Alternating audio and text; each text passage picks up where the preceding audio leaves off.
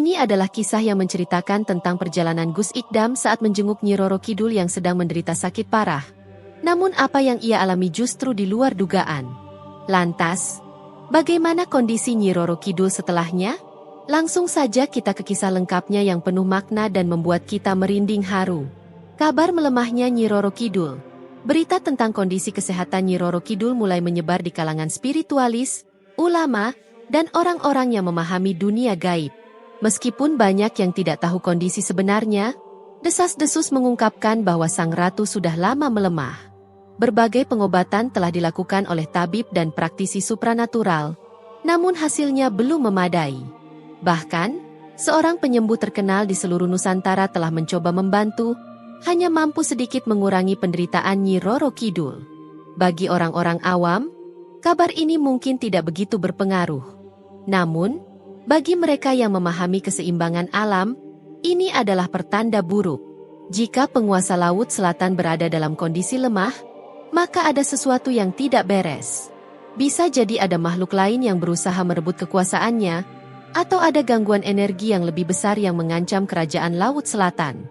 Gus Ikdam, seorang ulama muda yang memiliki kemampuan dalam dunia spiritual dan pengobatan batin, mendengar kabar ini.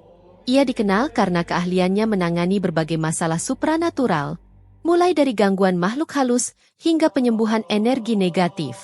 Begitu kabar mengenai Nyi Roro Kidul sampai kepadanya, Gus Ikdam segera merasa perlu untuk menyelidiki lebih lanjut. Pada malam yang sunyi, Gus Ikdam duduk bersila di ruang meditasi khususnya, dikelilingi oleh kitab-kitab suci, tasbih, dan beberapa botol air zam-zam yang sering digunakan dalam ritual penyembuhan. Hatinya dipenuhi rasa penasaran. Jika tabib-tabib terbaik pun belum berhasil, pasti ada sesuatu yang lebih besar yang terjadi. Merenung dalam kebingungan, Gus Ikdam merasa perlu mencari tahu lebih jauh. Namun menyadari bahwa Nyi Roro Kidul bukanlah sosok yang bisa ditemui begitu saja. Maka, ia memutuskan untuk menggunakan metode komunikasi batin. Dengan menarik nafas panjang dan memejamkan mata, ia mulai melantunkan ayat-ayat suci Al-Quran dengan penuh konsentrasi, berusaha menyelaraskan pikirannya dengan energi spiritual yang ada di alam lain. Di tengah keheningan malam, udara di sekitar Gus Ikdam mendadak terasa berbeda. Hawa dingin mulai menyelimuti ruangan, dan suara halus yang penuh kesedihan terdengar samar. "Gus Ikdam, aku dalam kondisi lemah." Suara itu terdengar, dan Gus Ikdam tahu itu adalah suara Nyi Roro Kidul. Tetapi terdengar berbeda dari biasanya. Tidak ada kewibawaan seperti yang sering ia dengar dalam kisah-kisah gaib. Suaranya lemah, seolah ada beban berat yang ditanggungnya. "Nyai, apa yang sebenarnya terjadi?" tanya Gus Ikdam dalam batinnya. Nyi Roro Kidul terdiam sejenak sebelum menjawab dengan suara lirih. "Aku merasakan ada sesuatu yang mengganggu istanaku. Aku merasa ada kekuatan yang menyusup dan meracuni energi di sini. Beberapa pengobatan memang telah sedikit membantuku, tetapi ada sesuatu yang masih menghalangi kesembuhanku." Gus Ikdam merasa bahwa ini lebih dari sekadar gangguan energi. Ini adalah masalah yang jauh lebih besar. Mendengar kondisi Nyi Roro Kidul, ia merasa bahwa ia tidak bisa hanya berdiam diri. Jika gangguan ini dibiarkan, tidak hanya Nyi Roro Kidul yang akan terdampak, tetapi juga keseimbangan dunia gaib dan dunia manusia. "Baiklah, Nyai, aku akan datang menjengukmu," ujar Gus Ikdam dengan penuh keyakinan. Ia segera mempersiapkan diri, mengambil benda-benda penting untuk pengobatan spiritual, seperti air zam-zam, minyak wangi dari bunga mawar, dan tasbih kesayangannya. Setelah membaca doa perlindungan dan memohon pertolongan Allah, ia menutup mata dan memusatkan pikirannya. Perlahan, tubuhnya terasa lebih ringan, seolah melayang. Suara-suara dari dunia nyata menghilang, digantikan oleh suara gemuruh ombak. Gus Ikdam tahu bahwa ia sedang berpindah ke dimensi lain, menuju istana Nyi Roro Kidul. Ketika membuka mata, Gus Ikdam mendapati dirinya berada di depan sebuah gerbang megah yang terbuat dari bebatuan laut yang berkilauan, dihiasi ukiran emas dan kristal hijau. Aroma garam laut tercium kuat, dan udara yang lembab namun menyegarkan menyelimuti sekelilingnya. Dua penjaga berwajah tidak sepenuhnya manusiawi berdiri di sisi gerbang. Matanya bercahaya kehijauan, dan aura mereka sangat kuat. Namun, begitu melihat Gus Ikdam, mereka segera memberikan penghormatan. Selamat datang, Gus Ikdam. Ratu telah menantikan kedatangan Anda, ujar mereka. Gus Ikdam mengangguk dan melangkah masuk. Begitu melewati gerbang, ia melihat sebuah istana besar yang berdiri megah di dasar laut. Pilar-pilarnya terbuat dari koral dan mutiara raksasa. Dengan cahaya kehijauan yang lembut menyelimuti istana tersebut, menciptakan kesan mistis namun indah. Namun, di tengah keindahan itu, Gus Ikdam merasakan ada sesuatu yang aneh. Hawa gelap menyelimuti bagian-bagian tertentu dari istana, sesuatu yang tidak seharusnya ada di sana. Saat berjalan lebih jauh, ia melihat para pelayan istana bergerak dengan ekspresi cemas, seolah-olah mereka tahu sesuatu sedang terjadi, namun tidak berani mengungkapkannya. Ketika Gus Ikdam akhirnya tiba di aula utama, ia melihat sosok yang selama ini ia cari. Sang Ratu, Nyi Roro Kidul, duduk di singgasananya dengan gaun hijau zamrud yang berkilauan. Namun, ada yang berbeda dari biasanya. Kulitnya tampak pucat, dan matanya tidak lagi memancarkan kilauan yang dulu begitu kuat. "Terima kasih telah datang, Gus," ucapnya lemah. Gus Ikdam tersenyum. "Semua ini atas izin Allah, Nyai. Sekarang, ceritakan padaku apa yang sebenarnya terjadi." Ia menatap sang ratu dengan penuh perhatian. Nyi Roro Kidul, yang biasanya memiliki aura luar biasa kuat, kini tampak jauh lebih lemah. Ia duduk dengan tubuh sedikit membungkuk, dan sorot matanya tidak setajam yang selama ini diceritakan orang-orang. Ada sesuatu yang mengganggu jiwanya, sesuatu yang tidak bisa ia lawan sendirian. Gus Ikdam melangkah maju dan membungkukkan badan dengan hormat. "Nyai, aku datang ke sini karena mendengar kabar bahwa engkau dalam keadaan sakit." Nyi Roro Kidul tersenyum tipis. "Benar, Gus. Aku merasa tubuhku tidak sekuat dulu.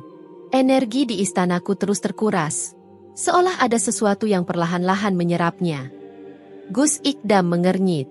"Siapa atau apa yang kau curigai sebagai penyebabnya?" Sang ratu menarik napas panjang sebelum menjawab. "Aku menduga ada makhluk laut dari luar wilayah kekuasaanku yang berhasil menyusup ke sini. Sejak kedatangan mereka, aku mulai merasakan kelemahan yang tidak biasa.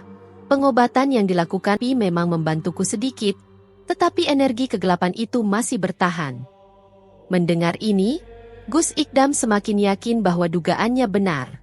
Ini bukan sekadar penyakit, melainkan ada kekuatan gaib yang sedang bekerja untuk meruntuhkan kerajaan Nyi Roro Kidul secara perlahan. Ia mengamati sekeliling istana. Istana ini memang masih tampak megah, tetapi ada sesuatu yang terasa berbeda. Udara di dalamnya lebih berat, seolah dipenuhi kabut tipis yang tak kasat mata. Ia merasakan aura dingin yang menyelinap di antara pilar-pilar istana, sebuah pertanda bahwa energi gelap masih bercokol di sini. Gus Ikdam menutup mata sejenak dan meresapi dengan batinnya. Dengan konsentrasi penuh, ia mulai membaca ayat-ayat suci dalam hati. Begitu bacaan itu mengalun, ia merasakan gelombang energi yang aneh. Ada sesuatu yang bergerak di antara bayang-bayang istana, seolah berusaha menghindari kekuatan doa yang ia lantunkan. "Aku bisa merasakannya. Ada sesuatu yang bukan berasal dari kerajaanmu masih bersembunyi di sini," ucap Gus Ikdam. Nyi Roro Kidul mengangguk lemah. "Aku sudah mencoba mengusirnya, tetapi semakin aku melemah, semakin kuat mereka bertahan." Gus Ikdam menyadari bahwa situasi ini lebih serius dari yang ia bayangkan. Ia harus bertindak sebelum semuanya terlambat. Ia meminta izin kepada Nyi Roro Kidul untuk berjalan mengelilingi istana demi mencari langsung dari mana sumber kegelapan ini berasal. Ditemani dua pengawal istana, ia melangkah perlahan menyusuri lorong-lorong panjang istana bawah laut. Sepanjang perjalanan, ia melihat para pelayan istana yang tampak letih dan kurang bersemangat. Beberapa dari mereka bahkan tampak murung. Jauh berbeda dari cerita tentang kerajaan ini yang biasanya penuh kemegahan dan keceriaan. Ketika ia sampai di bagian terdalam istana, langkahnya terhenti. Sebuah ruangan besar dengan pilar-pilar raksasa yang berlumut terbentang di hadapannya. Di tengah ruangan itu, ada sesuatu yang tidak biasa. Sebuah kolam air hitam yang berkilauan di bawah cahaya zamrud. Air dalam kolam itu tampak beriak pelan, seolah ada sesuatu yang hidup di dalamnya. "Ini bukan bagian dari istanaku," gumam Nyi Roro Kidul yang kini berdiri di sampingnya. "Kolam ini tidak pernah ada sebelumnya." Gus Ikdam merasakan hawa jahat yang begitu kuat dari kolam itu. Ia semakin yakin bahwa inilah sumber dari semua masalah. Tanpa ragu, ia mengeluarkan tasbihnya dan mulai melantunkan ayat-ayat suci dengan suara lantang. Suaranya menggema di seluruh ruangan, menciptakan gelombang energi yang menggetarkan udara di sekitarnya. Begitu ayat-ayat suci mulai bergema, kolam hitam itu mulai bergejolak lebih hebat. Permukaannya beriak liar, dan dari dalamnya terdengar suara geraman samar yang membuat bulu kuduk berdiri. "Kalian tidak bisa mengusir kami begitu saja," terdengar bisikan lirih dari entah di mana. Gus Ikdam tetap tenang. Ia tahu bahwa makhluk yang bersembunyi di balik kolam ini tidak akan menyerah begitu saja. Ia melanjutkan bacaan ayat-ayat suci, kali ini dengan kekuatan yang lebih besar. Lambat laun, kolam itu mulai kehilangan kilau hitamnya. Airnya yang semula gelap pekat mulai berubah menjadi jernih, meskipun masih ada riak-riak aneh yang bergerak di dalamnya. Nyi Roro Kidul yang menyaksikan ini menghela napas lega. "Aku mulai merasa lebih ringan," katanya pelan. Namun, Gus Ikdam tahu bahwa ini belum selesai. Masih ada sesuatu yang tertinggal di dalam kolam itu.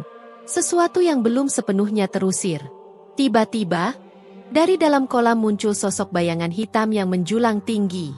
Bentuknya tidak jelas, tetapi matanya bersinar merah seperti bara api.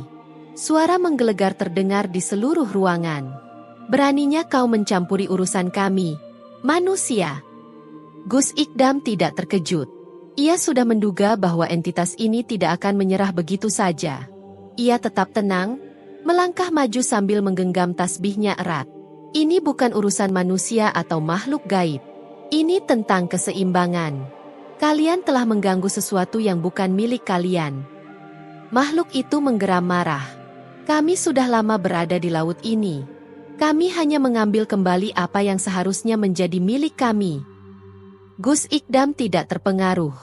Ia tahu bahwa makhluk-makhluk seperti ini sering berbohong dan menipu agar bisa bertahan. Dengan suara lantang, ia mengangkat tangannya dan membaca ayat kursi. Begitu ayat itu terdengar, makhluk itu melolong kesakitan. Tubuhnya mulai bergetar hebat, seolah tidak mampu menahan energi suci yang dipancarkan dari bacaan Gus Ikdam. Ruangan itu mulai bergetar, seolah-olah terjadi gempa. Namun, Gus Ikdam tidak berhenti. Ia terus membaca ayat-ayat suci dengan penuh keyakinan. Perlahan, makhluk itu mulai kehilangan bentuknya. Suara jeritannya semakin melemah hingga akhirnya ia menghilang dalam kilatan cahaya hijau yang menyilaukan. Begitu makhluk itu lenyap, suasana di ruangan itu berubah drastis. Udara yang tadinya terasa berat kini menjadi ringan. Kolam hitam itu menghilang, digantikan oleh lantai batu biasa yang bersih. Nyi Roro Kidul memandang Gus Ikdam dengan penuh rasa terima kasih. "Gus, kau telah menyelamatkan istanaku," ujarnya dengan suara yang penuh haru. Gus Ikdam tersenyum tipis. "Semua ini terjadi atas izin Allah. Sekarang semuanya kembali seperti semula," jawabnya dengan rendah hati. Setelah makhluk gaib itu lenyap, istana bawah laut milik Nyi Roro Kidul perlahan kembali ke keadaan semula. Cahaya zamrud yang sebelumnya meredup kini kembali menyinari seluruh ruangan dengan lembut, membawa kedamaian. Para pelayan yang semula tampak murung kini terlihat lebih segar, seolah-olah mereka baru saja terbebas dari beban yang berat. Gus Ikdam merasakan perubahan atmosfer yang sangat berbeda. Udara yang tadinya terasa berat dan dipenuhi energi negatif kini menjadi lebih ringan dan damai. Nyi Roro Kidul menatap istananya dengan mata berkaca-kaca. "Aku bisa merasakan kekuatanku kembali. Entitas gelap itu telah pergi," katanya dengan suara pelan. Gus Ikdam tersenyum. "Alhamdulillah, semua ini atas izin Allah. Keseimbangan telah dipulihkan, dan istana ini kembali aman." Para penghuni istana dengan serempak membungkukkan badan, menghormati Gus Ikdam. Mereka tak menyangka bahwa seorang manusia bisa membantu mereka menghadapi kekuatan gaib yang begitu kuat. Setelah suasana stabil, Nyi Roro Kidul mengundang Gus Ikdam untuk berbincang lebih lanjut di ruang pribadinya. Hanya mereka berdua yang berada di dalam. Para pengawal tetap berjaga di luar. "Nyi," kata Gus Ikdam, "aku ingin tahu, bagaimana kau bisa merasakan kekuatan spiritual yang besar dariku sejak awal?" Nyi Roro Kidul memandangnya dengan rasa hormat. Aku bisa merasakan ada sesuatu yang berbeda dalam dirimu. Banyak orang yang datang untuk meminta kekayaan atau kekuasaan, tapi kau datang tanpa pamrih, hanya untuk menolong. Gus Ikdam tersenyum. Sejatinya, manusia diciptakan untuk saling membantu dan menjaga keseimbangan. Aku hanya menjalankan tugas yang diberikan kepadaku.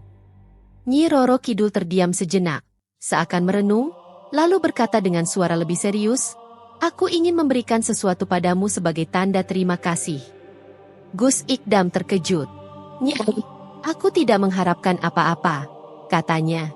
Namun, Nyi Roro Kidul mengangkat tangannya, menghentikan kata-kata Gus Ikdam. "Ini bukan sekadar hadiah biasa. Ini adalah sesuatu yang mungkin akan membantumu di masa depan," ujarnya sambil mengeluarkan sebuah batu zamrud kecil yang bercahaya lembut dari balik kain hijau yang menyelimuti tangannya. "Batu ini bukan sembarang batu. Ia akan membantumu dalam perjalanan spiritualmu di dunia manusia. Tapi ingat, jangan gunakan untuk kesombongan atau kepentingan pribadi. Ini hanyalah alat, dan yang terpenting tetaplah keyakinanmu kepada Tuhan."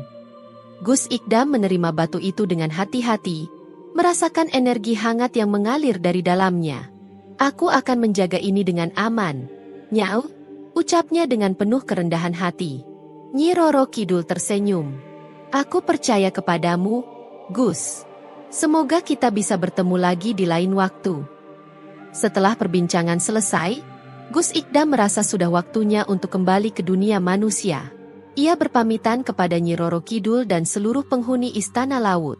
Saat ia melangkah menuju gerbang, para penjaga dan pelayan istana membungkuk hormat, mengucapkan terima kasih yang mendalam karena telah menyelamatkan mereka dari ancaman gelap yang hampir menghancurkan keseimbangan kerajaan bawah laut. Dengan membaca doa dan zikir, Gus Ikdam mulai memusatkan pikirannya untuk kembali ke dunia nyata. Dalam sekejap, tubuhnya terasa ringan, dan pandangannya mulai kabur. Ia merasa seperti ditarik oleh arus yang lembut, membawa dirinya menjauh dari Istana Laut. Ketika ia membuka mata, ia sudah berada di rumahnya sendiri, duduk bersila. Suasana malam yang tenang menyambutnya. Ia melihat jam di dinding, dan ternyata hanya beberapa jam saja yang berlalu sejak ia memulai perjalanan spiritualnya. Namun, ada sesuatu yang berubah dalam genggamannya. Ia masih memegang batu zamrud pemberian Nyi Roro Kidul, bukti bahwa perjalanan itu bukan sekadar mimpi. Gus Ikdam merenung, perjalanan ke Istana Laut bukan hanya sekadar membantu Nyi Roro Kidul, tetapi juga menjadi pelajaran spiritual baginya.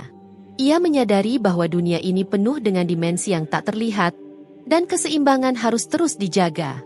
Batu zamrud yang kini berada di tangannya adalah simbol dari kepercayaan yang diberikan kepadanya. Namun lebih dari itu, perjalanan ini mengajarkannya bahwa kekuatan sejati bukan berasal dari benda atau kemampuan khusus, melainkan dari iman, ketulusan, dan keyakinan kepada Allah. Ia menatap langit malam yang bertabur bintang dan tersenyum. Ia tahu bahwa perjalanan ini bukanlah akhir. Dunia ini masih menyimpan banyak misteri, dan tugasnya sebagai seorang pencari ilmu serta penjaga keseimbangan masih panjang. Dengan hati yang tenang, Gus Ikdam merapalkan doa, bersyukur atas segala pengalaman yang telah ia lalui. Ia yakin suatu hari nanti, ia mungkin akan dipanggil kembali ke alam gaib untuk menjalankan tugas lainnya. Namun, untuk saat ini, ia akan tetap berada di dunia manusia, menjalankan tugasnya sebagai seorang pendakwah yang membimbing sesama. Terima kasih telah menonton, dan jangan lupa untuk mendukung saluran ini dengan menekan tombol subscribe, like dan share video ini, agar semakin banyak orang yang bisa menikmati cerita-cerita menarik lainnya. Sampai jumpa di cerita berikutnya.